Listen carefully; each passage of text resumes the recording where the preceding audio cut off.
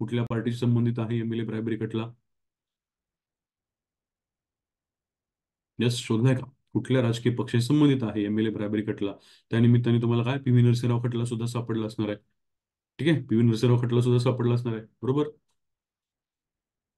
Okay, त्यांना एक प्रकारची इम्युनिटी असते वगैरे, असं काय काय काय काय तुम्ही ऐकलं असेल. विशेष अधिकाऱ्यांच्या अंतर्गत ते आधी इम्युनिटी एन्जॉय करायचे, मग त्यांची इम्युनिटी काढून घेण्यात आली वगैरे. जर नसेल अजून शोधलं तर शोधा. तुम्हाला ते झारखंड मुक्ती मोर्चा, ठीक आहे ना, तर तो जो काही नवीन खटला आहे एमएलए ब्रायबरी केस, ते पण माहिती पाहिजे. आणि तुम्हाला काय पी व्ही नरसिंहराव खटला यांच्या, म्हणजे जो काही पी व्ही नरसिंहराव यांच्या कालावधीतला खटला आहे तो पण माहिती पाहिजे. Yes yes yes. Ravindra, yes. Pankaj, प्रगती, राहुल, गुरु, बालाजी, येस. हिमांशु, येस. शीतल, तुल, अजिंक्य, दुर्गेश, रवी, हर्षवर्धन, येस येस. रवीना, विजय, येस. चल चल. ओके, तर ते माहिती पाहिजे आता. म्हणजे ते खटलेच आहेत तुमच्याकडे. तर हे कळायला पाहिजे. लक्षात घ्या, आता इथं आपण काय केलं ना, इथे कुठेच असं आपण स्पष्टपणे कशाचं मेंबर ऑफ पार्लमेंट किंवा मेंबर ऑफ लेजिस्लेटिव्ह असेंब्लीचा उल्लेख इथे तुम्हाला पब्लिक सर्वंट डेफिनेशन मध्ये दिसणार नाही. पण मग काय, जर तुम्ही कोर्टाच्या वेगवेगळ्या हे पाहिल्यात तर त्याच्यामध्ये तुम्हाला कळून जाईल की पब्लिक सर्व सॉरी कुणाला, या एमएलए लोकांना किंवा एमपी लोकांना आपण याच्यातून बाजूला ठेवण्याचं काही कारण राहत नाही. लक्षात ठेवा, कशातून? प्रिव्हेन्शन ऑफ करप्शन ऍक्ट मधून. आता तर ते काय स्पष्ट त्यांनी सांगितलंय की तुम्हाला येऊन विशेष अधिकार जे आहेत, पार्लमेंटरी प्रिव्हिलेजेस आहेत, त्याच्या पाठीमागे सुद्धा लपता येणार नाही, असं त्यांनी तुम्हाला स्पष्टपणे सांगितलेलं आहे. ओके, आता लक्षात घ्या, 2018च्या दुरुस्तीनुसार काही शब्द त्यांनी तुम्हाला इथे दिलेत. अनड्यू ऍडव्हान्टेज, ग्रॅटिफिकेशन आणि लिगल रिन्युमरेशन वगैरे असे शब्द दिलेले आहेत. आणि मग काय, प्रकरण 2 पासून मग आता आपली या करप्शन ऍक्ट अंतर्गतची नेहमीची कलम सुरू होतील. ओके, आता बघा, बेसिक बेसिक आपण काय केलं, या कायद्याबद्दलच्या गोष्टी पाहिल्या. आता आपण याच्या ऍक्च्युअल कन्सेप्टमध्ये आणि काय बेसिक याच्यामध्ये जाऊया. हे एकदा कळालं की मग हा कायदा सोपा होईल. नाही तर मग काय, हा कायदा सुद्धा तुम्हाला कायम आणि कायम त्रास देऊ शकतो. ठीक आहे, काय काय बघायचं आता बघा. काही शब्द समजून घ्यायचे त्या कायद्याबद्दलचे, ते एकदा कळाले की मग त्याच्यामध्ये काही अडचण राहणार नाही. ओके, करप्शन ऍक्ट दिलेला आहे 1988 आणि 2018 सुधारणा असं दिलेलं आहे. सगळ्यांना मी सांगेल की तुम्ही सुद्धा काय करा, एक पान आणि हे दोन पान, दोनच पानांचं हे काय चित्र आहेत सगळी, तर ही तुम्ही सुद्धा काढायचा प्रयत्न करायचा आहे. म्हणजे मग काय, परत नंतर या गोष्टीवरती तुम्हाला वर्क करावं लागू नये. ओके, एकदा कन्सेप्ट कळाल्या की तुमचे ना कलम जे येतात इथं पण बघा, आर्टिकल 7, 7A, 8, 9. ठीक आहे, त्यानंतर काय 11, 12, 13. ठीक आहे, इथे 10 पण आहे. हा, आर्टिकल 10 पण आहे. 11, 12, 13, 14, 15, 16, म्हणजे 16 कलमांपर्यंत, काय 7 कलमापासून ते 16 कलमापर्यंत ही सगळी कलमं तुमची इथंच संपतील असं होऊ शकतं. म्हणजे याचा अर्थ काय, तुम्ही काय करा, तुम्ही पण काय या दोन पानांमध्ये सगळ्या गोष्टी बारीक बारीक ह्याच्यामध्ये लिहून ठेवा. आपल्याला ते सगळं कन्सेप्ट समजून घ्यायचे. पहिलं तर काय आहे, लिगल रिन्युमरेशन हा शब्द दिलाय आणि काय वर्ड्स तुम्हाला दिलेत असं म्हणलेलं आहे. ठीक आहे, मी तुम्हाला आधी हे सांगतो की भ्रष्टाचार म्हणजे काय, करप्शन म्हणजे काय. करप्शन म्हणजे काय, तर लिगल रिन्युमरेशनच्या पलीकडे जाऊन मिळणारं किंवा घेतलं जाणारं ग्रॅटिफिकेशन.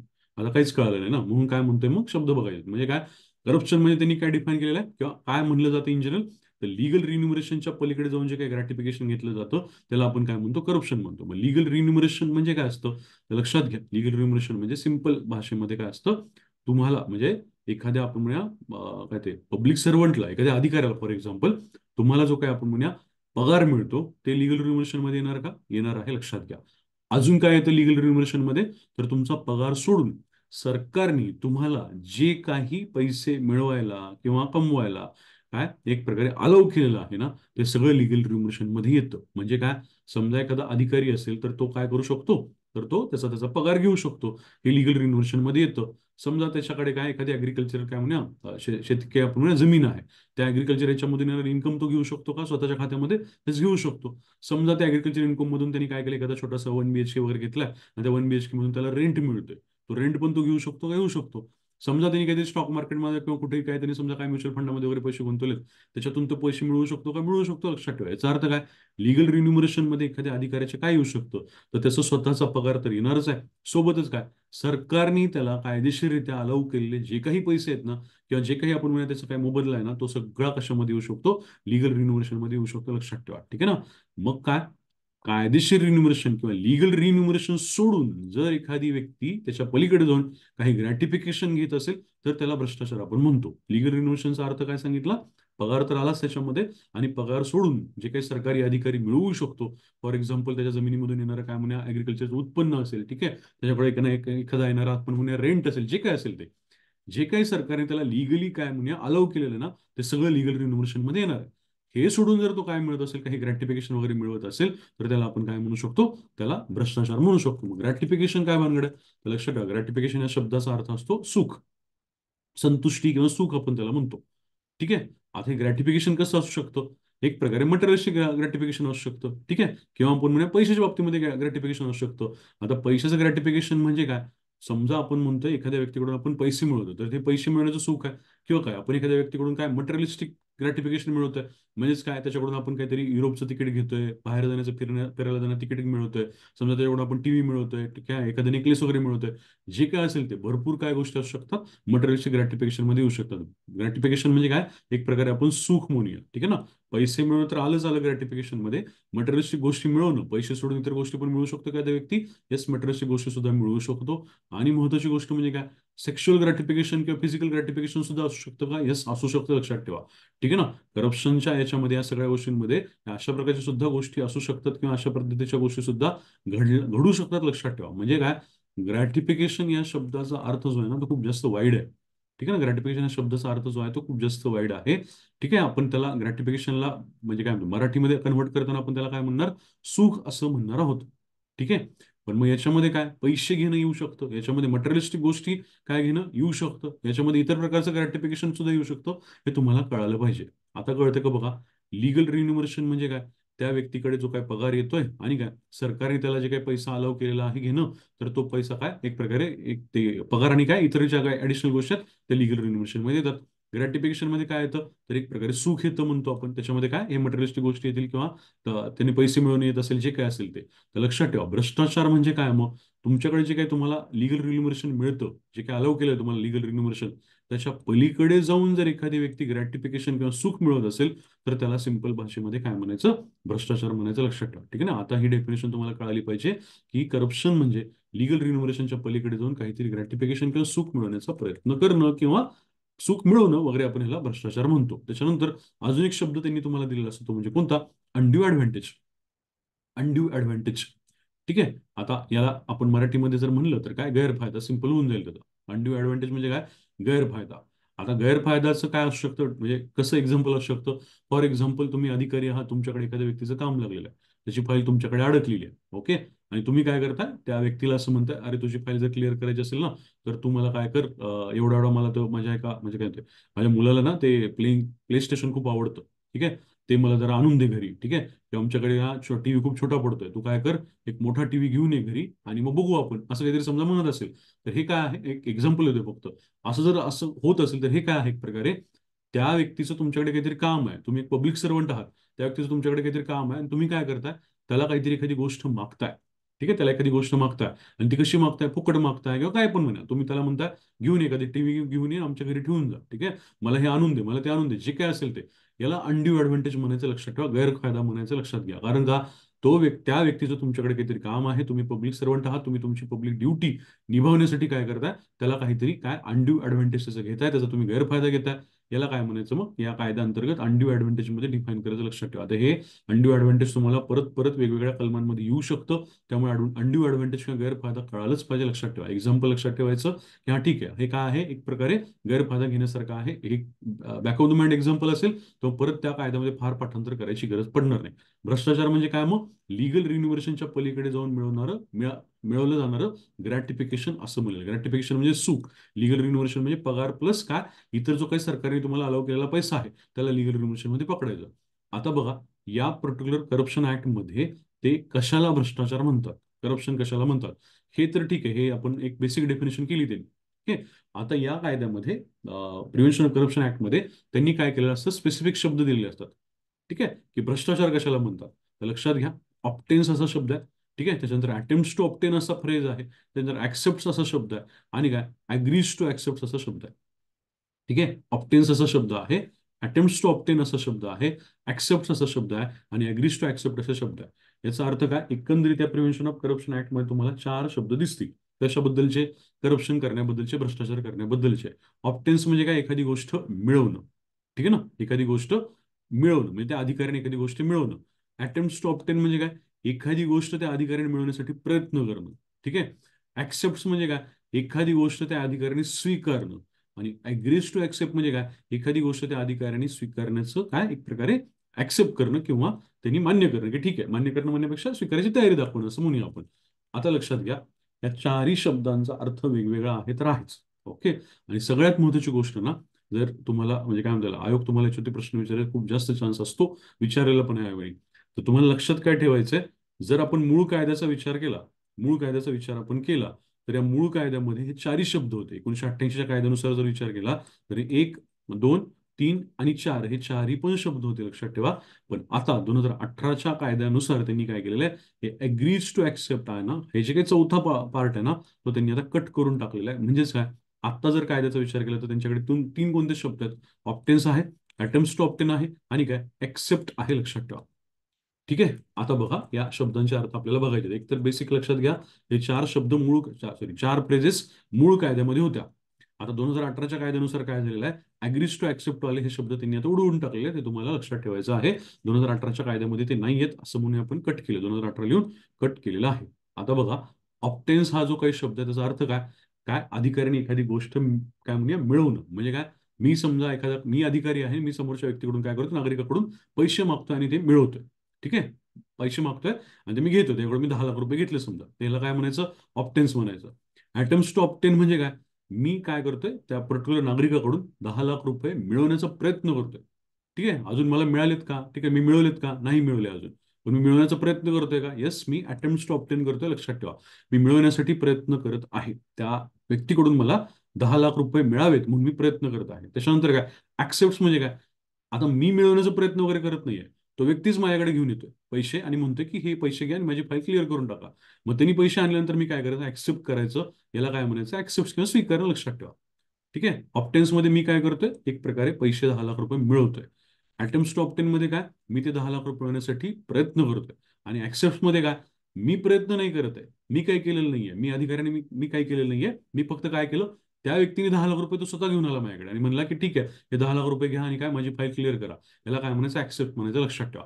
चौथं काय होतं मग, ऍग्रीज टू ऍक्सेप्ट म्हणजे काय, एक प्रकारे मी म्हणायचं, मी काय म्हणायचं, ठीक आहे, मी तुमचे 10 लाख रुपये घेतो आणि तुमचं काम करून टाकतो, असं फक्त म्हणायचं. पैसे घ्यायचे का नाही, फक्त म्हणायचं काय, की मी तुमच्याकडून 10 लाख रुपये घेतो तुम्ही आणलेले, तुम्ही म्हणताय तर, आणि काय तुमचं काम करून टाकतो. पण मग काय झालंय, हे कट करून टाकलंय असं आपण म्हणलेलं आहे. कोणतं 4 नंबर, तर हे काय आहे ना, का कट केलं असेल तुम्हीच विचार करा थोडासा. हे 4 नंबर कट करण्यासारखंच आहे, कारण का हे खूप काय वेग आहे. हे कसं असं म्हणजे काय म्हणतात त्याला, हे कसं प्रूव्ह करायचं ना, की ही ऍग्री केलं होतं आणि खरंच त्यांनी काय भ्रष्टाचार करायचं म्हणून ऍग्री केलं होतं वगैरे वगैरे. ठीक आहे ना. ऍग्रीज टू ऍक्सेप्ट हे काय डिफाईन करायला अवघड आहे, हे प्रूव्ह करायला अवघड आहे. याच्यामध्ये खूप कॉम्प्लिकेशन्स होऊ शकतात, लक्षात ठेवा. समजा एखाद्याने लाच स्वीकारली आहे, ऍक्सेप्ट केली आहे, तर ठीक आहे ना. ठीक आहे ना. लाच स्वीकारण्याचं त्यांनी तयारी दाखवली, याला कसं आपण डिफाईन करणार किंवा याला कसं आपण प्रूव्ह करत बसणार. त्यामुळे त्यांनी तो काय कॉम्प्लिकेटेड पार्ट जो आहे 4 नंबरचा, किंवा कॉम्प्लिकेटेड म्हणण्यापेक्षा वीक पार्ट आहे, किंवा तो प्रूव्ह करायला अवघड जाऊ शकतो, त्याच्यामुळे कॉम्प्लिकेशन होऊ शकतात.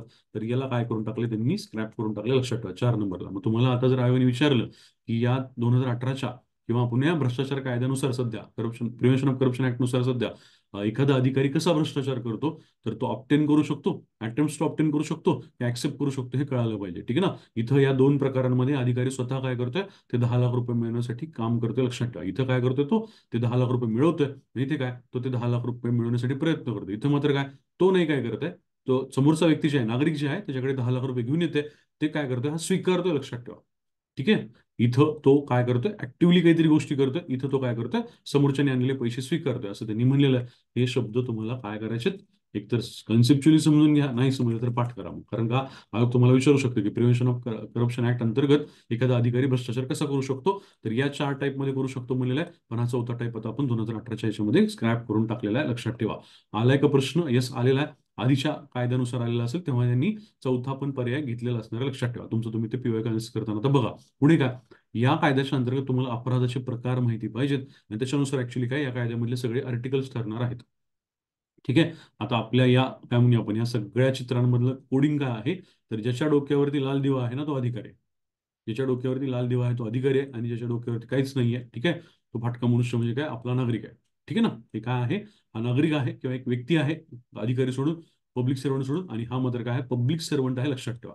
ठीक आहे. पब्लिक सर्वंट आहे, हा कॉमन मॅन आहे असं म्हणायला हरकत नाही. ओके. आता ह्या सगळ्या काय म्हणूया आपण, या चित्रांवरती सगळं हे फिरणार आहे, हे लक्षात घ्या. ओके. हे आपल्या विद्यार्थिनी सायली त्यांनी हे त्या मागच्या बॅचच्या वेळेला बनवलं होतं, तेच आपण दरवेळेस काय करतो, म्हणजे मी आधी बनवलं होतं पण ते हे बनवलं त्यांनी, त्याच्यानंतर ते मी बनवलं ते एवढं तुच्छ वाटायला लागलं की ते मी बाजूला ठेवून दिलं आणि मग काय याच्यामध्ये शिकवायला सुरुवात केली. ठीक आहे ना.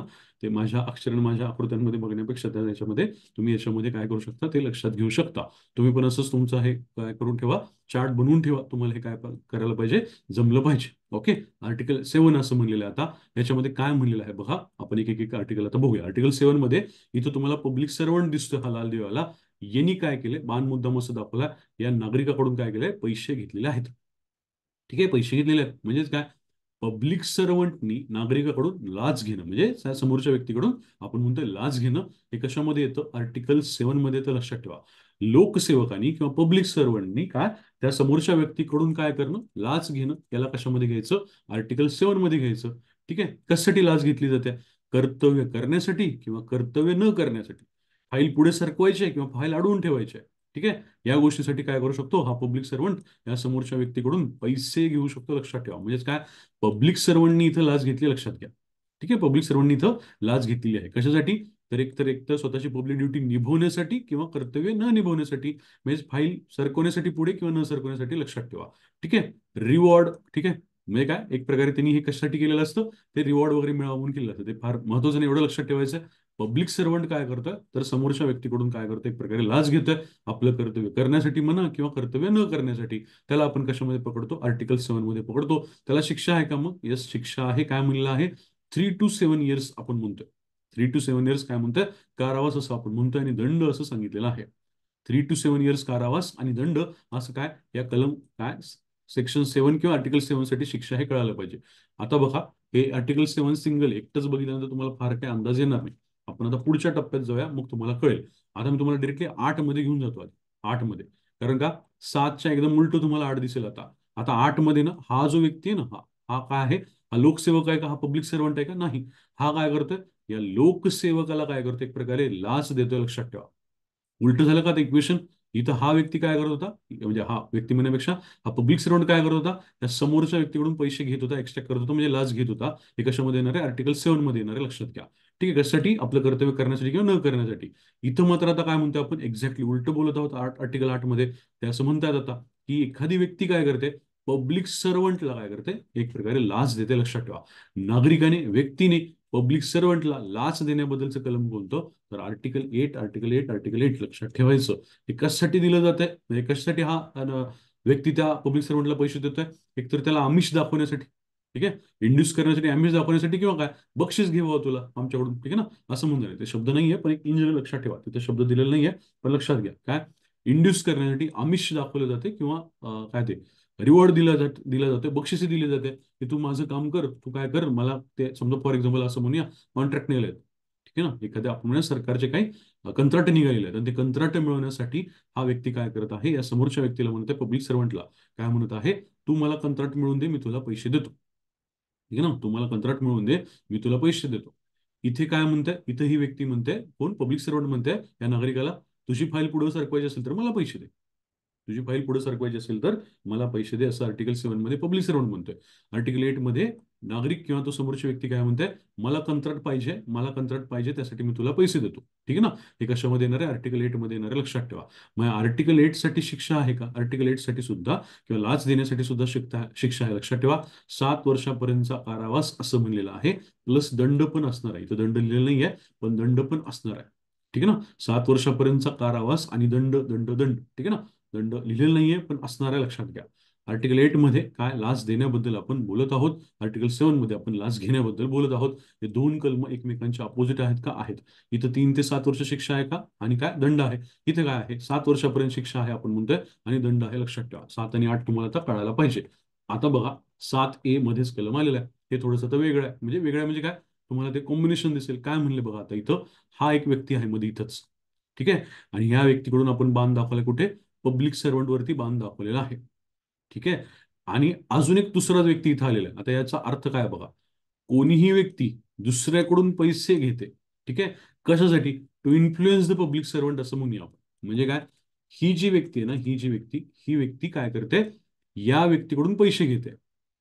ही जी व्यक्ती आहे ती या व्यक्तीकडून पैसे घेते, कशासाठी, या पब्लिक सर्वंट वरती इन्फ्लुएन्स टाकण्यासाठी, प्रभाव टाकण्यासाठी. लक्षात ठेवा, म्हणजेच काय, एक प्रकारे आपण असं म्हणूया, असतात बघा ते ऑफिसच्या आजूबाजूला, एखाद्या सरकारी कार्यालयाच्या आजूबाजूला किंवा इन जनरल पण काय लोक असतात, अरे साहेबाबरोबर आपली चांगली ओळख आहे, ठीक आहे ना, आपण त्या साहेबाकडून काय करून घेऊ, तुझे हे करून घेऊ, काम करून घेऊ वगैरे वगैरे, ठीक आहे ना.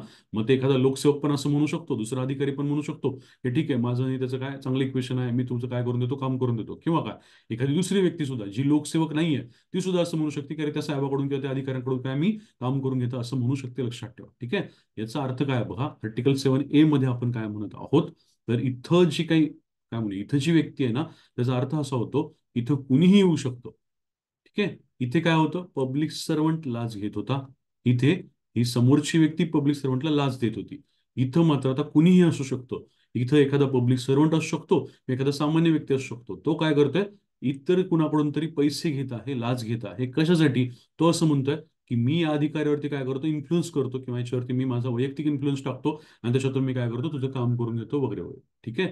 तर हे कशामध्ये येतं मग, 7A मध्ये येतं. लक्षात ठेवा, कोणीही व्यक्ती दुसऱ्याकडून पैसे घेते, टू इन्फ्लुएन्स पब्लिक सर्वंट असं म्हणलेलं आहे.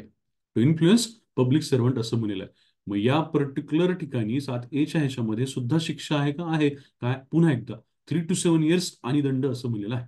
ठीक आहे. 3 to 7 years आणि दंड असं त्यांनी सांगितलं. इथं पण 3 to 7 years आणि दंड होतं का, येस, इथं पण 3 to 7 years आणि दंड, इथं पण 3 to 7 years आणि दंड, इथं काय up to 7 years आणि दंड वगैरे अशी शिक्षा दिलेल्या आहे त्यांनी. लक्षात घ्या. ठीक आहे. शिक्षा काय तुम्हाला येऊन जातील त्या याच्यामध्ये, पण आता तुम्हाला अर्थ कळायला पाहिजे की 7A मध्ये. लक्षात घ्या, इथं काय तुम्हाला आयोग काय करू शकतो बघा. 7A मधला जो काही गुन्हा आहे ना, हा काही फक्त पब्लिक सर्वंटनी करावा असं नाहीये. हा गुन्हा कुणीही करू शकतो. एखादी व्यक्ती दुसऱ्या व्यक्तीला म्हणेल की साहेबाबरोबर माझी चांगली ओळख आहे, मी त्याच्यावरती पर्सनल इन्फ्लुअन्स टाकून आपलं काम करून घेतो. किंवा एखादा पब्लिक सर्वंट दुसऱ्या व्यक्तीला म्हणेल, तू पैसे दे मला, ठीक आहे ना, माझी त्या त्या साहेबाबरोबर तुझ्या ज्याच्याकडे काम आहे ना, त्याच्यावर माझी चांगली ओळख आहे, मी तुझं काम करून देतो वगैरे वगैरे, जे काय असेल ते. इथं कुणीही असू शकतो.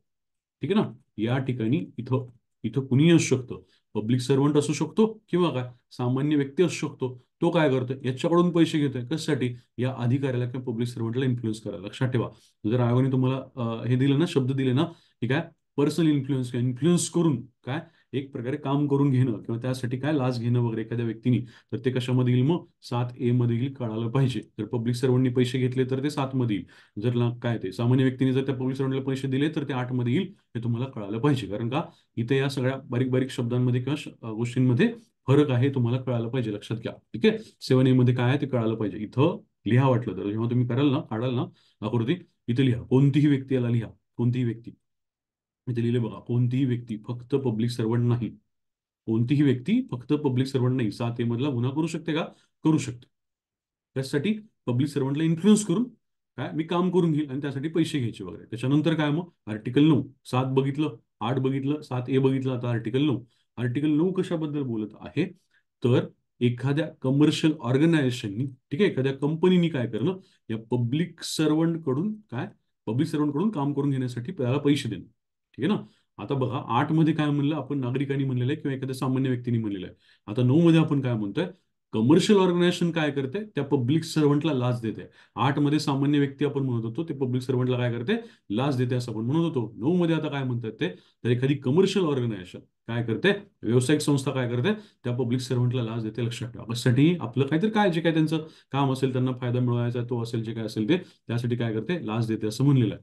मग आता लक्षात घ्या, कमर्शियल ऑर्गनायझेशन आहे ही. ठीक आहे, कमर्शियल ऑर्गनायझेशन आहे. तर मग ह्या कमर्शियल ऑर्गनायझेशनला 9 अंतर्गत, कलम 9 अंतर्गत जर त्यांनी काही गुन्हा केला, ठीक आहे, त्यांनी जर पब्लिक सर्वंटला लाच दिली आपण म्हणतोय, तर त्यांना आपण काय शिक्षा देऊ शकतो, तर फाईन देऊ शकतो. ठीक आहे ना, आपण त्यांना दंड ठोठावू शकतो. लक्षात ठेवा, कारण का, संस्था आहे ती, ऑर्गनायझेशन आहे. लक्षात घ्या, कमर्शियल ऑर्गनायझेशन आहे.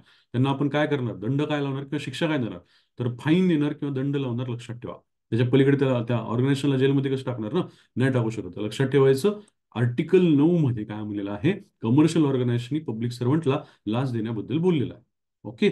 मग आता या आर्टिकल 9च्या खालीच तुम्हाला आता बारीक अक्षरामध्ये इथं आर्टिकल 10 दिलेलं दिसेल. मी थोडंसं झूम करतो. ठीक आहे. इथं त्यांनी काय केलं बघा, इथं काय केलेलं आहे, इथे 9 दिलेलं आहे, कमर्शियल ऑर्गनायझेशननी पब्लिक सर्वंटला लाच देणं, आणि काय इथं तुम्हाला आता त्यांनी 10 दिलेलं आहे. मग आता हे 10 काय, तर तुम्हाला इथून कंपनीमधून किंवा कमर्शियल ऑर्गनायझेशन मधून खाली बाण आलेला दिसेल, आणि इथं या माणसाकडे बाण आलेला दिसेल. तर लक्षात ठेवा, या कमर्शियल ऑर्गनायझेशननी पब्लिक सर्वंटला लाच देणं हे कशामध्ये येतं, आर्टिकल 9 मध्ये येतं. पण या कमर्शियल ऑर्गनायझेशनच्या व्यक्तींनी, म्हणजेच काय, त्या संस्थेतल्या व्यक्तींनी पब्लिक सर्वंटला लाच देणं, किंवा त्या आपण म्हणूया संस्थेतल्या काय म्हणूया संचालकांनी वगैरे या पब्लिक सर्वंटला लाच देणं, हे कशामध्ये येतं, तर ते आर्टिकल 10 मध्ये येतं, लक्षात ठेवा. ठीक आहे. कमर्शियल ऑर्गनायझेशनने लाच दिली तर ते 9 मध्ये येते, त्याला आपण फक्त दंड लावू शकतोय.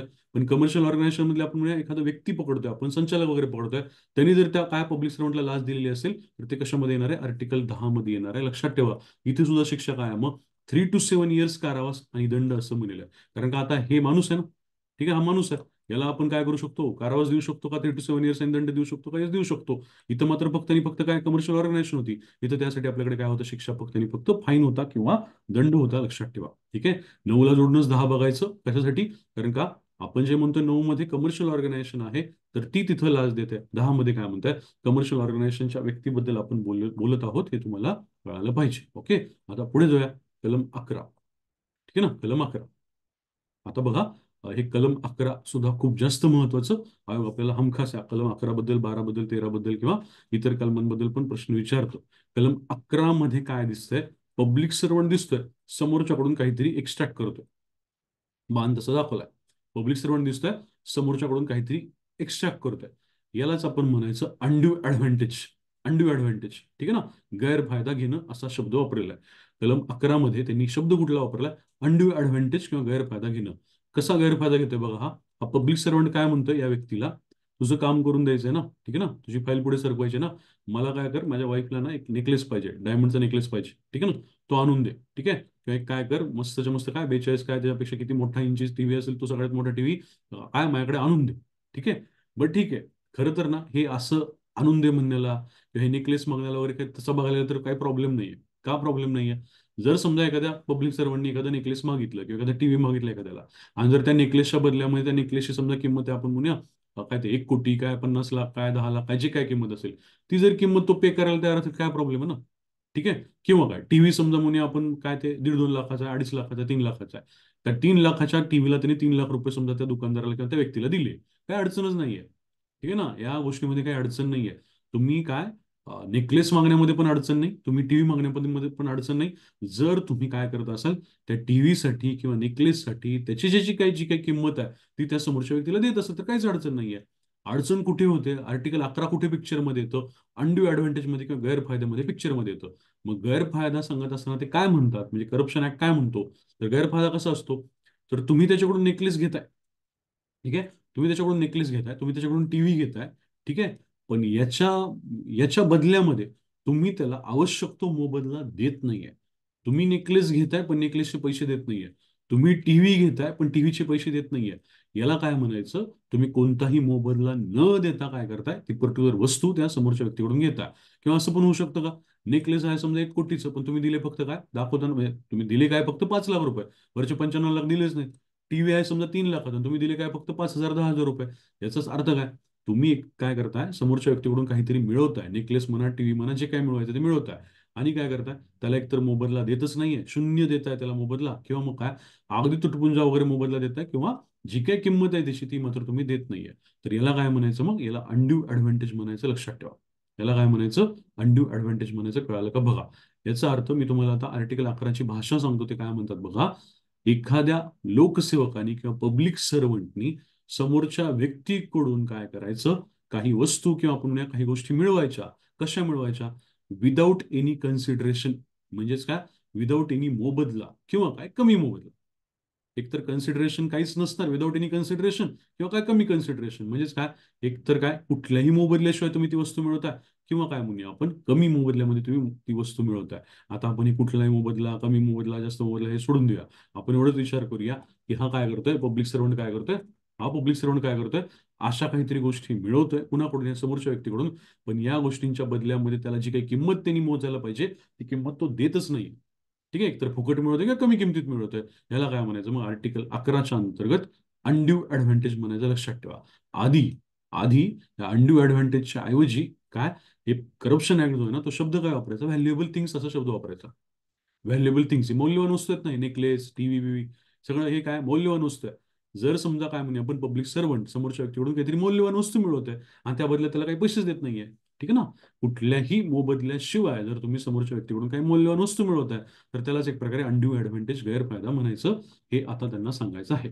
आता तुम्ही व्हॅल्युएबल थिंग्स वगैरे विसरून गेलात तरी वेळेस चालतं, पण अनड्यू ऍडव्हान्टेज, कारण का आधी व्हॅल्युएबल थिंग्स शब्द वापरले होते, त्यांनी आता अनड्यू ऍडव्हान्टेज हा शब्द वापरलेला आहे. कशामुळे केलं असेल असं? व्हॅल्युएबल थिंग्स म्हणलं ना की मौल्यवान वस्तू म्हणजे किती डिफाईन करायला लागते, व्हॅल्युएबल थिंग्स म्हणजे काय, अनड्यू ऍडव्हान्टेज म्हणजे की त्याच्यात काही येऊ शकतो. जर समजा एखाद्या लोकसेवकाने समोरच्या व्यक्तीकडून कुठलीही गोष्ट घेतली आणि त्या बदल्यात जर मोबदला दिलाच नाही किंवा कमी मोबदला दिला, ठीक आहे, त्याची प्राइस दिलीच नाही किंवा कमी प्राइस दिली, तर त्याला कशामध्ये पकडणार आहे आपण? आर्टिकल 11 मध्ये पकडणार आहे. लक्षात ठेवा. याच्यासाठी पण शिक्षा असते का? यासाठी पण शिक्षा असते. ती किती? 6 महिने ते 5 वर्ष कारावास आणि दंड अशी शिक्षा असते. शिक्षा आपण पाठ करूया ते, पण तुम्हाला एवढं कळायला पाहिजे की आर्टिकल 11चं नेचर काय आहे. पब्लिक सर्वंट काय करतोय? समोरच्या व्यक्तीकडून गैरफायदा घेतोय, म्हणजेच कुठल्याही मोबदल्याशिवाय किंवा कमी मोबदल्यामध्ये एखादी वस्तू मिळवते, असं म्हणायला हरकत नाही.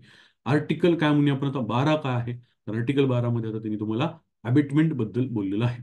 अबेटमेंट बद्दल बोललेलं आहे म्हणजेच काय? गुन्ह्याला प्रवृत्त करणं असं बोललेलं आहे. आणि त्याच्यामध्ये काय लिहिलंय समोर? कोणीही असं लिहिलंय. म्हणजे काय?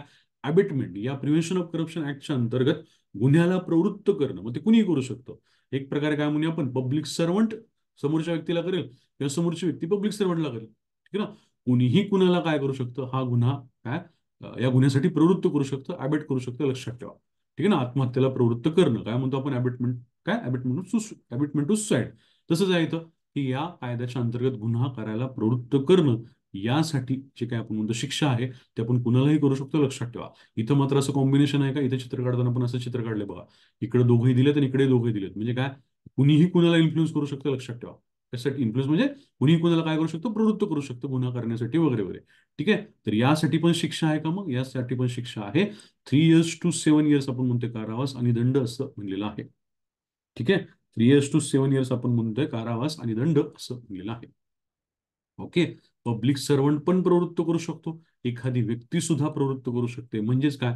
या आर्टिकल 12 मधला अबेटमेंट वाला जो गुन्हा आहे, तो कोणीही कोणीही कोणीही करू शकतो, हे कळायला पाहिजे. हे असं का म्हणतोय? आयोग तुम्हाला प्रश्न विचारताना ही स्टोरी देतं बऱ्याच वेळेला. मी आत्ताच सांगतो तुम्हाला. आयोग तुम्हाला काय करेल ना, ही स्टोरी देईल. कलम 11 बद्दल बोलणार पण नाही ते. 11चं नाव नाही काढणार. ही स्टोरी सांगितली जाईल की त्यांनी काय केलं, मग अनड्यू ऍडव्हान्टेज वगैरे घेतला, त्यांनी काय केलं, मग व्हॅल्युएबल थिंग्स मिळवलेल्या आहेत किंवा काय ते तुम्हाला प्रवृत्त काय म्हणतात त्याला, ते स्टोरी देतील आणि काय यांनी याला प्रवृत्त केलं असं म्हणतील. ते तुम्हाला कलम 12 बद्दल काय नाव पण काढणार नाहीत असं होऊ शकतं, किंवा हे सिनारिओ देऊ शकतात किंवा कमर्शियल ऑर्गनायझेशनला सिनारिओ देऊ शकतात. काय ते त्या आर्टिकलचं नाव पण नाही काढणार. तुम्हाला त्या आर्टिकलचा नंबर ओळखायला लागेल आणि त्यानुसारची शिक्षा ओळखायला लागेल. हे कळायला पाहिजे. ओके. हे फार विशेष नाहीये, पण एकदा डिफरन्शिएट झालं ना की मग ते तुम्हाला शिक्षा वगैरे पण पाठ करायला सोपं जाऊन जाईल. ठीक आहे ना. आर्टिकल 12 मध्ये कुणीही कुणाला प्रवृत्त करू शकतो, तर त्यासाठी आपण म्हणतोय 3 years to 7 years आपण म्हणतोय कारावास आणि दंड असं म्हणलेलं आहे. आता तुम्हाला कळायला पाहिजे की त्यांनी शिक्षा कशी दिली आहे बघा. इकडे सुद्धा 3 years to 7 years कारावास आणि दंड. ठीक आहे. इथं पण 3 years to 7 years आणि 3 years to 7 years कारावास आणि दंड. आता इथं काय? गुन्ह्याला प्रवृत्त करण्यासाठी सुद्धा काय तशाच प्रकारे शिक्षा दिसते. 3 years to 7 years आणि दंड असं म्हणलेलं आहे. म्हणजेच काय? जी काही वरती शिक्षा होती तीच शिक्षा इथं कंटिन्यू झाल्याचं तुम्हाला दिसतंय. आता खूप खूप खूप महत्वाचं, जे या कायद्यामध्ये तुम्हाला खूप वेळेला काय होणार आहे, कामाला येणार आहे, किंवा ह्याच्याशिवाय हा कायदा काय होऊ शकतो, नंतर बोजड होऊ शकतो. लक्षात ठेवा. कुठलं कलम? आर्टिकल 13. त्याच्यामध्ये त्यांनी म्हणलंय क्रिमिनल मिसकंडक्ट. इंग्लिशमध्ये शब्द लक्षात ठेवायचा. Article 13 criminal misconduct. झूम करूया आपण. आर्टिकल 13 मध्ये क्रिमिनल मिसकंडक्ट म्हणलंय. आता लक्षात घ्या, या आर्टिकल 13 मधल्या क्रिमिनल मिसकंडक्ट मध्ये दोन प्रकार दिलेत. ए हा एक प्रकार आहे आणि बी हा एक प्रकार आहे. ए हा एक प्रकार आहे आणि बी हा एक प्रकार आहे. ए या प्रकारामध्ये आपण काय म्हणतोय, तो पब्लिक सर्वंट जो आहे, पब्लिक सर्वंट जो आहे, तो त्याला सरकारकडून जी मिळालेली प्रॉपर्टी असेल ना, सरकारकडून मिळालेली जी काही प्रॉपर्टी असेल ना, तो पब्लिक सर्वंट आहे, त्याला सरकारकडून काही ना काही प्रॉपर्टी मिळू शकते, त्याला मालमत्ता किंवा मत्ता मिळू शकते. तर त्याचा स्वतःच्या पर्सनल डेव्हलपमेंटसाठी वगैरे तो वापर करतोय. ठीक आहे ना. त्याचा तो काय करतोय? पर्सनल डेव्हलपमेंटसाठी वापर करतोय. त्याला आपण काय म्हणूया? Misappropriation, misuse of property. सरकारी प्रॉपर्टीचा चुकीच्या पद्धतीने वापर करणं. आता सरकारी प्रॉपर्टी म्हणजे काय? समजा एखाद्या आपण अन्न पुरवठा वगैरे मध्ये काम करणारा कोणीतरी अधिकारी, आणि त्याच्यामध्ये त्याकडे काय येते, एक प्रकारे सरकारकडून दिलेलं काय काय म्हणतात त्याला, अन्नधान्य वगैरे त्याच्याकडे अखत्यारीमध्ये त्याच्यामध्ये येते. तो जर या पर्टिक्युलर गोष्टीचा गैरवापर करत असेल तर ते याच्यामध्ये येणार का? येणार. ठीक आहे. आपण ढोबळ मानाने काय करूया, आपण असं म्हणूया की त्या एखाद्या अधिकाऱ्याकडे काय सरकारने दिलेली काय गाडी आहे लाल दिव्याची. ठीक आहे ना. लाल दिव्याची गाडी आहे असं आपण म्हणूया. आता या लाल दिव्याच्या गाडीचा आपण काय करतो? गैरवापर करतोय. ठीक आहे. तसं बघायला गेलं काय, सरकारी प्रॉपर्टी आहे त्याचा मिसयूज तुम्ही करताय असं लक्षात घ्या. मिसयूज कुठल्याही पद्धतीने होऊ शकतो. अधिकारी स्वतः गाडी वापरतच नाही, त्याची वाईफ वापरते, ठीक आहे ना. घरातले काय मुली प्रायव्हेट सिटीजन जे आहेत ते बाकीचे लोकच वापरतात, ठीक आहे ना. काय ते फळभाज्या आणायला काहीतरी ती गाडी वापरली जाते, काही पण होऊ शकतं. एन नंबर ऑफ गोष्टी घडू शकतात, एन नंबर ऑफ प्रकारे काय अधिकारी जे आहेत ते वागू शकतात, लक्षात ठेवा. हे आपण ढोबळ मानेने तुम्हाला एक्झाम्पल देतोय हे कळण्यासाठी की काय, एक प्रकारे क्रिमिनल मिसकंडक्ट मधला पहिला प्रकार काय सांगतो, तर पब्लिक सर्वंटनी काय करायचंय किंवा काय करते पब्लिक सर्वंट, सरकारकडून मिळाली त्याला जी काय आपण म्हणूया प्रॉपर्टी आहे, तर त्याचा एक प्रकारे अप्रामाणिकपणे वापर करतोय, मिसयूज करतोय. त्याला कशामध्ये घ्यायचं, क्रिमिनल मिसकंडक्टच्या पहिल्या प्रकारामध्ये घ्यायचं, लक्षात ठेवा. मिसयूज ऑफ प्रॉपर्टी असं म्हणायला हरकत नाही किंवा मिसअप्रोप्रिएशन ऑफ प्रॉपर्टी असं म्हणायला हरकत नाही. म्हणजे तो स्वतःच्या काय पर्सनल डेव्हलपमेंटसाठी वगैरे वापर करतोय असं म्हणायला हरकत नाही. किंवा काही पण तो अधिकारी आहे म्हणून त्याच्या अखत्यारीमध्ये जर काय म्हणूया आपण सरकारकडून येणारा कुठल्याही प्रकारचा पुरवठा आहे आणि तो पुरवठा जर तो पर्सनल याच्यासाठी विकतोय, त्यातून पैसे वगैरे काहीतरी मिळवतोय, तर याला काय म्हणायचं, क्रिमिनल मिसकंडक्ट मध्ये घ्यायचं, लक्षात ठेवा. आपण मुद्दाम गाडीचं एक्झाम्पल घेतलंय सगळ्यात सोप्यात सोपं तुम्हाला कळावं की काय, सरकारी खरं तर ती मत्ता आहे, सरकारी मालमत्ता आहे. सरकारी मालमत्तेचं काय करतोय आपला हा जो पब्लिक सर्वंट आहे तो मिसयूज करतोय, त्याला काय म्हणायचं, क्रिमिनल मिसकंडक्ट मधला पहिला प्रकार किंवा ए वाला प्रकार म्हणायचं, लक्षात ठेवा. हे लक्षातच ठेवायचं, ठीक आहे ना. हे चित्र लक्षातच ठेवायचं, मिसयूज वालं प्रॉपर्टी वालं हे क्रिमिनल मिसकंडक्ट मधलं, कारण काय परत परत येणार, लक्षात ठेवा. आता म्हणजे पुढच्या कलमांमध्ये याचा रेफरन्स येणार आहे म्हणून हे लक्षात ठेवायचं. दुसरा प्रकार काय आहे बघा, दुसरा प्रकार म्हणजे हा पब्लिक सर्वंट आहे, ठीक आहे, आणि त्याचा हा फुगलेला वर्जन आहे, ठीक आहे. दुसऱ्या प्रकारामध्ये हा पब्लिक सर्वंट आहे, त्याचा हा फुगलेला वर्जन आहे. जर त्याचा आपण म्हणूया लिगल रिन्युमरेशनचा विचार केला, त्याला जो काही मिळणारा पगार आहे विचार केला, किंवा जे काही त्याला सरकारने अलाव केलेले पैसे आहेत वगैरे विचार केला, तर तो एवढाच असू शकतो, ठीक आहे. तो एवढाच असू शकतो, लक्षात ठेवा, ठीक आहे. तो सामान्य जीवन व्यतीत करू शकतो. पण जर त्यांनी ठरवलं पब्लिक सर्वंटनी, तर तो असा फुगू पण शकतो का, लक्षात ठेवा, तो असा फुगू पण शकतो. आता हे असं का काढलंय, एक प्रकारे तुम्हाला असं दिसेल की ऍक्च्युली हाच पब्लिक सर्वंट एवढाच असायला पाहिजे होता, तो झाला एवढाच्या एवढा मोठा. याचाच अर्थ काय, प्रमाणाबाहेर मोठा झाला, लक्षात ठेवा. प्रमाणाबाहेर तो मोठा झालेला आहे. याला काय म्हणायचं मग, या पब्लिक सर्वंटनी डिस्प्रपोर्शनेट होणं. डिस्प्रपोर्शनेट प्रमाणशीर आहे का तो, नाही, प्रमाणाच्या बाहेर गेलेला, मोठाच्या मोठा होऊन बसलाय, कसा, डिस्प्रपोर्शनेट झाला असं त्याला म्हणायला हरकत नाही. आता हे असं आपण का म्हणतोय, शब्द का वापरतोय, चित्र का काढलंय, तर त्या क्रिमिनल मिसकंडक्ट मधला जो दुसरा प्रकार आहे ना, बी वाला प्रकार आहे ना, तो काय सांगतो, तर या पब्लिक सर्वंटकडे लीगल रिम्युनरेशनच्या पलीकडे जाऊन काय, डिस्प्रपोर्शनेट इन्कम असणं, डिस्प्रपोर्शनेट प्रॉपर्टी असणं. म्हणजेच काय, एक प्रकारे त्याच्याकडे प्रमाणाच्या बाहेर काय आहे, त्याच्याकडे प्रॉपर्टी आहे, ठीक आहे. असं होणं म्हणजे काय, तर क्रिमिनल मिसकंडक्ट मधला दुसरा प्रकार आहे, लक्षात ठेवा. मी असं कधी होतं, तर हे कधी कळतं आपल्याला, तर त्याच्या known sources of income, known sources of, इथे लिहिले बघा, known sources, known sources of इन्कमच्या पलीकडे जाऊन जर त्याच्याकडे काय इन्कम असेल, प्रॉपर्टी असेल, तर त्याला आपण डिस्प्रपोर्शनेट ऍसेट्स असं म्हणणार आहे, लक्षात ठेवा. म्हणजे काय, त्याच्याकडची जी मत्ता आहे, मालमत्ता जी आहे, ती त्याच्या पगाराच्या प्रमाणात आहे का, नाही, त्याच्या लिगल रिन्युमरेशनच्या प्रमाणात आहे का, नाही, त्यांनी काहीतरी डिस्प्रपोर्शनेट गव्हाड काय केलेलं आहे, जमा केलेलं, लक्षात ठेवा. असं ना तुम्ही ऐकलं असेल की इथं धाड पडली, तिकडे धाड पडली, या अधिकाऱ्याच्या घरी धाड पडल्यानंतर कळालं की त्याच्याकडे 2 कोटीची कॅशच होती, ठीक आहे ना, इतकं किलो सोनं सापडलं वगैरे. हे काय आहे, डिस्प्रपोर्शनेट ऍसेट आहे, लक्षात ठेवा. प्रमाणाच्या बाहेर जाऊन ऍसेट आहे, हे कळालं पाहिजे. याला आपण काय म्हणतो, नोन सोर्सेस ऑफ इन्कम. म्हणजे काय, त्याचे जे ज्ञात सोर्सेस आहेत कशाचे, त्याचे इन्कमचे. समजा त्याला ऍग्रिकल्चर मधून इन्कम मिळणार, ओके, तर ठीक आहे ना, ते किती मिळू शकतं बाबा वर्षाला, समजा आपण म्हणूया 20 लाख मिळू शकतं त्याला ऍग्रिकल्चर मधलं इन्कम फॉर एक्झाम्पल, ठीक आहे, एवढं नाही मिळणार, पण समजा म्हणूया 20 लाख मिळतं, पण त्याच्याकडे पैसे सापडतात 2 कोटी, मग तो कसं सांगणार ना की नाही, मला ऍग्रिकल्चर म्हणून मिळालेलं 2 कोटीत वगैरे नाही सांगू शकत, लक्षात ठेवा. याचा अर्थ काय, डिस्प्रपोर्शनेट त्यांनी काय केलेलं आहे, मत्ता जमा केलेली आहे, त्याच्या नोन सोर्सेस ऑफ इन्कमच्या पलीकडे जाऊन त्याच्याकडे काय आहे, मत्ता आहे. याला काय म्हणायचं, एक प्रकारे या क्रिमिनल मिसकंडक्ट मधला दुसरा पार्ट म्हणायचा. व्हेरी इम्पॉर्टंट, लक्षात घ्या. हे क्रिमिनल मिसकंडक्टचे जे काही एक आणि दोन प्रकार आहेत ना, ते खूप जास्त महत्वाचे. आयोग म्हणण्यापेक्षा करप्शन ऍक्ट काय करणार आहे, तुम्हाला परत परत यांची आठवण करून देणार आहे. पहिला प्रकार आहे मिसअप्रोप्रिएशन किंवा मिसयूज ऑफ काय, आपण म्हणूया सरकारी प्रॉपर्टी. दुसरा प्रकार आहे काय, डिस्प्रपोर्शनेट प्रॉपर्टी तुम्ही स्वतःकडे गोळा करणं, तुमच्या नोन सोर्सेस ऑफ इन्कमच्या पलीकडे जाऊन तुम्ही प्रॉपर्टी गोळा करणं. याच्याबद्दल हे काय बोलतं, क्रिमिनल मिसकंडक्ट बोलतं किंवा आर्टिकल 13 बोलतं. मग या क्रिमिनल मिसकंडक्ट ए काय बी काय, याच्यासाठी शिक्षा किती आहे मग, 4 years to 10 years असं म्हणलेलं आहे, आणि दंड अशी शिक्षा म्हणलेला आहे. शिक्षा वाढली का मग आता इथं, क्रिमिनल मिसकंडक्ट साठी शिक्षा वाढलेली आहे. एरवी काय बघत होतो आपण, 3 वर्ष ते 7 वर्ष आपण म्हणत होतो, इथं मात्र आता काय झालं, 4 years to 10 years झाले, लक्षात घ्या. 4 years to 10 years झालेला आहे आणि दंड असं झालेला आहे. याचा अर्थ क्रिमिनल मिसकंडक्ट ही काय, थोडीशी थोडीशी म्हणण्यापेक्षा एक प्रकारे सिव्हिअर गोष्ट आहे, मागच्या गोष्टींचा विचार केला तर. मागे काय 3 ते 7 वर्ष असं म्हणत होतो, आता इथं 4 ते 10 वर्ष असं म्हणलेलं आहे.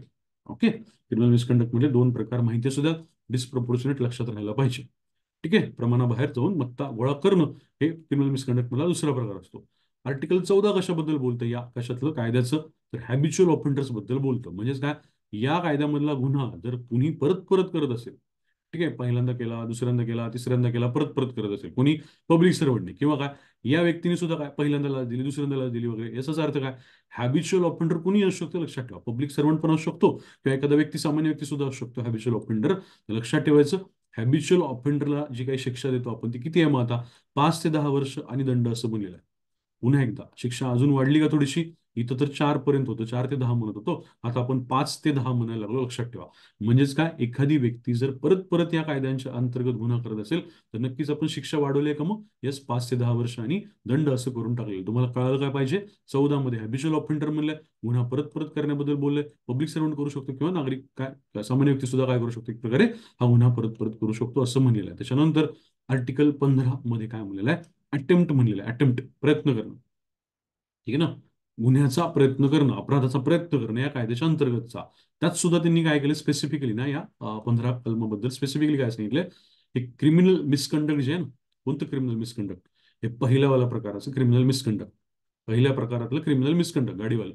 ओके, तर हे क्रिमिनल मिसकंडक्ट पहिल्या प्रकारामधलं जर करण्याचा कुणी अटेम्प्ट करत असेल, प्रयत्न करत असेल, तर मग काय कलम 15च्या अंतर्गत त्याला शिक्षा दिली जाते. किती शिक्षा दिली जाते, तर 2 to 5 years काय म्हणूया आपण, एक प्रकारे तुरुंगवास आणि दंड असं म्हणलेलं आहे.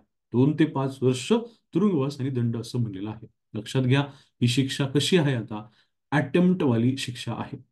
ठीक आहे, म्हणजेच काय, तुम्ही हे जे काही कलम 13 मध्ये म्हणलात क्रिमिनल मिसकंडक्ट म्हणलात, त्यामधला हा जो काही तुम्ही पहिला प्रकार म्हणलात, या पहिल्या प्रकाराला अटेम्प्ट करणं म्हणजे काय, तसा प्रयत्न करणं म्हणजेच काय, तर ते म्हणजे कलम 15. लक्षात ठेवा, कलम 13 मध्ये जे दिलंय पहिल्या पार्टमध्ये, त्याचा प्रयत्न करणं, अटेम्प्ट करणं म्हणजेच काय, कलम 15 मध्ये तुम्हाला त्या अटेम्प्टसाठी शिक्षा दिली जाते. किती वर्ष, 2 ते 5 वर्ष आणि दंड असं म्हणलंय. आता तुम्हाला गंमत कळेल, इथं त्यांनी क्रिमिनल मिसकंडक्टसाठी शिक्षा किती सांगितली होती, 4 ते 10 वर्ष आणि दंड म्हणलं होतं. आता त्यांनी 15 मध्ये त्यांनी किती शिक्षा सांगितली, तर 2 ते 5 वर्ष म्हणलं. म्हणजेच काय, 4 ते 10च्या बरोबर निम्मी झाली आहे का, 4 ते 10च्या बरोबर ती निम्मी शिक्षा झालेली आहे. लक्षात ठेवा, इथे 4 ते 10 झालेला आहे. ठीक आहे, इथे 4 ते 10 आहे आणि इथे काय आहे, 2 ते 5 आहे. लक्षात ठेवा. आता तुम्हाला आठवत असेल, कालच्या आयटी ऍक्ट मध्ये आपण असंच काहीतरी बघितलं होतं की 100% शिक्षा आणि 50% शिक्षा. आठवते का, किती जणांना आठवते, 100% शिक्षा आणि 50% शिक्षा. येस, आठवलं, तसंच आहे इथे पण 100% शिक्षा, 50% शिक्षा. ओके, तोच रूल आहे, काही फार वेगळं नाही. Yes, done, very good. चला चला, गुड मॉर्निंग. चला डन. ठीक आहे, अटेम्प्ट बद्दल बोलतोय. अटेम्प्ट कुठला, आता एक लक्षात घ्या, म्हणजे कसं आहे ना, अं, हे मी तुम्हाला बेअर ऍक्ट मध्ये त्यांनी सांगितलं म्हणून मी खरं तरी सांगायला लागलो तुम्हाला, काय क्रिमिनल मिसकंडक्ट वाला त्याचा अटेम्प्ट वगैरे. तुम्ही नुसतं अटेम्प्ट जरी लक्षात ठेवलं तर हरकत नाही. म्हणजे तुम्ही हे मधलं नाही एक वेळ लक्षात ठेवलं, विसरून गेला तुम्ही, तुम्ही हे अटेम्प्ट साठी एवढी शिक्षा असते हे जरी लक्षात ठेवलं तरी चालतं. फक्त आपण काय करतोय, आपण प्रयत्न हा करतो की त्यांनी बेअर ऍक्ट मध्ये जसं म्हणले तसं आपण प्रयत्न करतोय. क्रिमिनल मिसकंडक्ट मधला हा प्रकार जर तुम्ही केला, अटेम्प्ट केला, तर त्यासाठी एवढी शिक्षा दिली जाते वगैरे वगैरे. ठीक आहे, त्याच्यानंतर मग काय, आर्टिकल 16 आहे. आता हे आर्टिकल 16 सोपं, काय म्हणले, आपण सगळीकडे काय म्हणतो, दंड देणं म्हणतोय. मग दंड देताना काय पाहायला पाहिजे, दंड जेव्हा तुम्हाला या व्यक्तीला द्यायचा आहे, याच्यामध्ये द्यायचा आहे, तर लक्षात ठेवा, आपण हे दंड देत असताना न्यायालय काय पाहतं, तर पब्लिक सर्वंटनी करप्शन मधून मिळवलेली आपण म्हणूया संपत्ती पाहतं. लक्षात ठेवा. ठीक आहे, पब्लिक सर्वंटनी करप्शन मधून मिळवलेली संपत्ती पाहतं. म्हणजे काय, एकतर काय व्हॅल्यू ऑफ करप्शन पाहतं, म्हणजेच काय, करप्शन किती प्रमाणामध्ये केले हे पाहतं, आणि काय या करप्शन मधून त्यांनी किती डिस्प्रपोर्शनेट मालमत्ता कमवलेली आहे हे सुद्धा चेक करतं. लक्षात ठेवा. म्हणजे काय, या कायद्याच्या अंतर्गत जेव्हा आपण दंड देत असतो तेव्हा आपण काय चेक केलं पाहिजे, त्यांनी करप्शन किती व्हॅल्यूचं केलंय. फॉर एक्झाम्पल आपण म्हणूया, त्यांनी 100 रुपयाचं करप्शन केलेलं आहे, 100 रुपयाचं करप्शन केलेलं आहे.